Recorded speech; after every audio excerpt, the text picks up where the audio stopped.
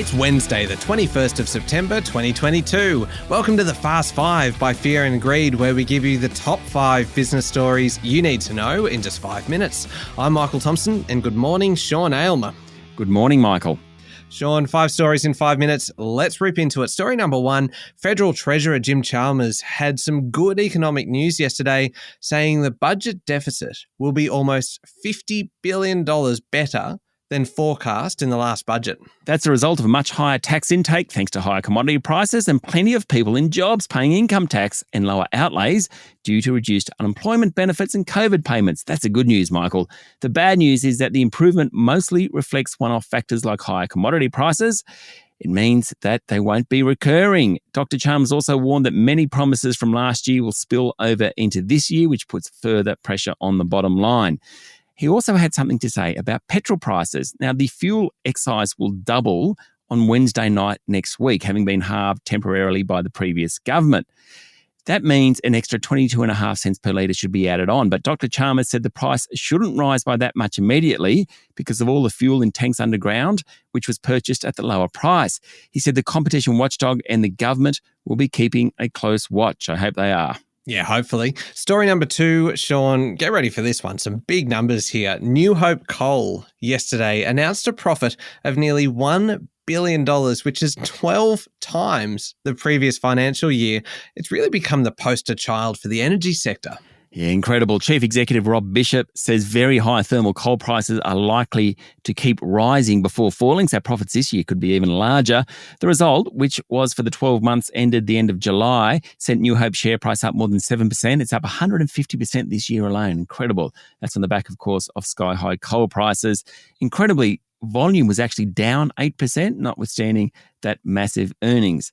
New Hope early last year was in trouble with big debts and operating on the wrong side of the climate change debate, but the Russian invasion of Ukraine on top of a shortage of high-quality thermal coal has sent energy prices soaring, and along with other coal producers, New Hope has benefited. Quite amazing. Yeah, indeed. Story number 3, Sean, Australia's homegrown billionaire, Andrew Forrest, has had a bit of a crack at the richest person in the world, Elon Musk. Yes. Now, he was at something called the CEO Roundtable in New York as part of US President Joe Biden's First Movers Coalition and the United Nations Global Compact.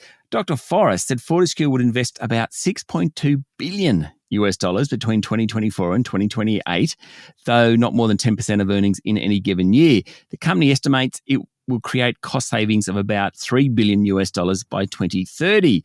He then went on to have a chat about Mr. Musk. He said he was a good guy, but he has a business model which depends only on batteries, and hydro fuel cells harm that business model. And I quote, he should get out and ask himself, am I really a climate avenger or just a businessman? If he knocks hydrogen, then we know he's just in it for a buck.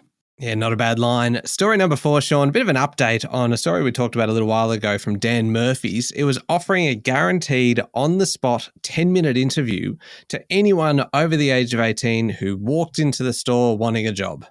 And it kind of worked. Now, the plan was to fill the Christmas staff roster, and apparently the liquor retailer found about 1,000 staff during the 1-week program.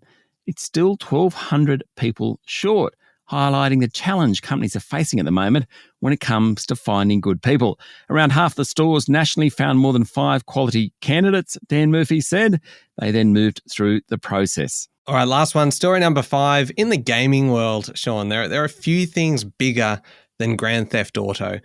A hacker has now published pre-release footage from GTA 6. This is big news.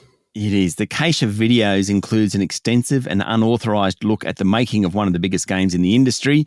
A leak of this scale is so rare that many people thought that it probably wasn't authentic, but apparently the videos are real. The footage provides an early and unpolished view of plans for Grand Theft Auto 6. Though the final version will probably look much more refined.